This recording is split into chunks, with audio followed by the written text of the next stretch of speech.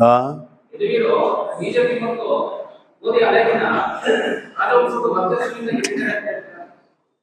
ಅವ್ರು ಗೆದ್ದಿರೋದು ಯಾವ ಅಲೆನೂ ಇಲ್ಲ.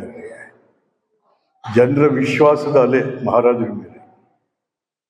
ಯದುವೀರವರು ಗೆದ್ದಿರುವಂಥದ್ದು ಯಾವ ಅಲೆಯಿಂದನೂ ಅಲ್ಲ, ಜನರ ವಿಶ್ವಾಸದ ಅಲೆಯ ಮೇಲೆ, ಅವರು ವಿಶ್ವಾಸದ ಅಲೆಯ ಮೇಲೆ ಗೆದ್ದಿರುವಂಥ.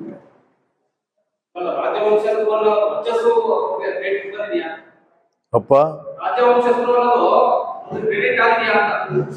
ಏನ್ ಕಾರ್ಯ ಐತೆ?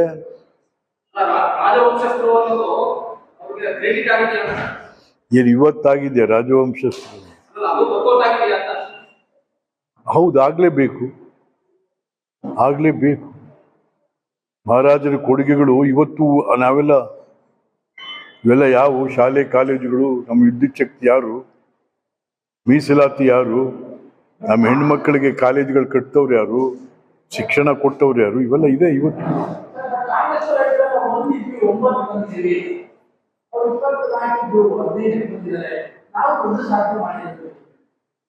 ಅಲ್ಲ, ನಿಜ. ಕಾಂಗ್ರೆಸ್ನವರು ಒಂದಿತ್ತೋ 9 ಬಂದಿದ್ದೀವಿ. ನೋ, ಅದಲ್ಲ. That's not the reply to the people of Karnataka from a chief minister. No, ಏನ್ ಬಹಳ ದೊಡ್ಡ ವಿಚಾರ. 1ರಿಂದ 9 ಬಂದ್ಬಿಟ್ಟು 28ಕ್ಕೆ 22 ಗೆಲ್ತೀನಿ ಅಂದವ್ರು ಎಲ್ಲಿ ನಿಂತಿದ್ದೀರಂತ? ಜನ ಕಾರಣ ಅದಕ್ಕೆ, ನಿಮ್ ದುರಂಕಾರ ಕಾರಣ ಅದಕ್ಕೆ.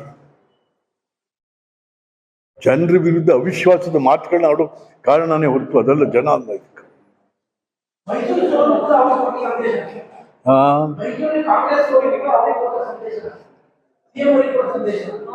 ಮೈಸೂರಿನವ್ರೆಲ್ಲ CM ಸರ್.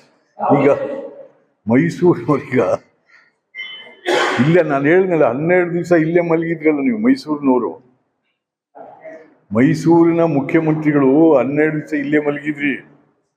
ಯಾಕೆ ನಿಮ್ಮನ್ನು ಒಪ್ಕೊಳ್ಳಿಲ್ಲ ಜನ? ಯಾಕೆ ನಿಮ್ಮನ್ನು ಒಪ್ಕೊಳ್ಳಿಲ್ಲ? ಈ ಚುನಾವಣೆ, ಪಾರ್ಲಿಮೆಂಟ್ ಚುನಾವಣೆ, ಮೈಸೂರು ಪಾರ್ಲಿಮೆಂಟ್ ನಿಮ್ಮ ಸರ್ಕಾರಕ್ಕೆ ಅವಿಶ್ವಾಸವನ್ನು ಸೂಚಿಸಿದೆ. ಕಾಂಗ್ರೆಸ್ ಕ್ಯಾಂಡಿಡೇಟ್ನ 1.5 ಲಕ್ಷದಿಂದ ಪರಾಭವಗೊಳಿಸಿ ನಿಮ್ಮ ವಿರುದ್ಧ ಅವಿಶ್ವಾಸವನ್ನು ಇನ್ಮೇಲಾದ್ರೂ ಸರಿ ಮಾಡ್ಕೊಂಡು ಹೋಗಿ. ಇನ್ನು 4 ವರ್ಷ ನೀವು ಅಧಿಕಾರ ಮಾಡಬೇಕಿಲ್ಲಿ, ಜವಾಬ್ದಾರಿ ನಿರ್ವಹಿಸಬೇಕು 4 ವರ್ಷ. ಅವೆಲ್ಲ ಬಿಟ್ಬಿಡಿ. ಏಕೋಚಿಂದಲ್ಲಿ ಮಾತಾಡೋದು ಇವೆಲ್ಲ ಬಿಟ್ಬಿಡ್ಬೇಕಲ್ಲ. ಬಹಳ ಗಂಭೀರವಾಗಿರಬೇಕು. ಹಲವಾರು ಹೊಸ ವಿಚಾರಗಳು ಮೈಸೂರು ಜನಕ್ಕೆ ಕೊಡಬೇಕು. ಯಾವುದೂ ಇಲ್ಲ.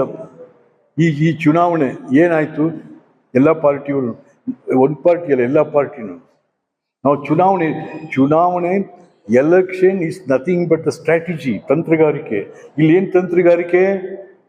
ತಂತ್ರಗಾರಿಕೆ ಝೀರೋ. ತಂತ್ರಗಾರಿಕೆ ಅಂದ್ರೆ ಬೈಯೋದು.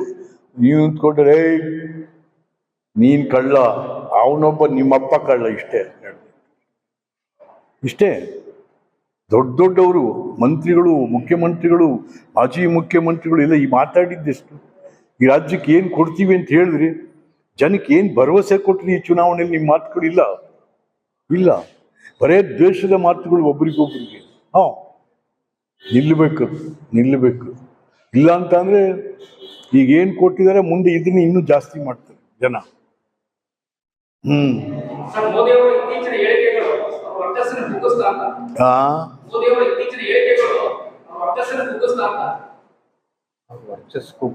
ವರ್ಚಸ್ಸು ಯಾವ ವರ್ಚಸ್ಸು ಮರ?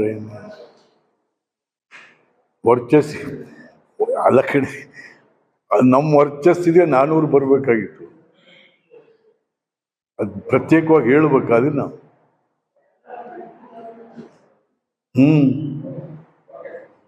ಏನ್ ಸರ್? ನಮಸ್ಕಾರ ಸರ್. ಇದು ಯಾಕೋ ಮರ ಒಬ್ನೇ ಹಿಡ್ಕೊಂಡು ಅಲ್ಲಾಡಿಸ್ತಾ ಇದ್ದೆ.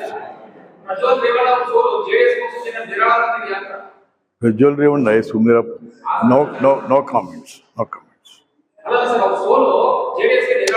ನಾನು ದೇಶದ ಬಗ್ಗೆ ಮಾತಾಡಿ, ನೀನ್ಯಾರು ಪ್ರಜ್ವಲ್ ರೇವಣ್ಣ ನೋಡಪ್ಪ, ಇಲ್ಲಿ ಕೇಳಿ ಗಂಭೀರ ಇದೆ.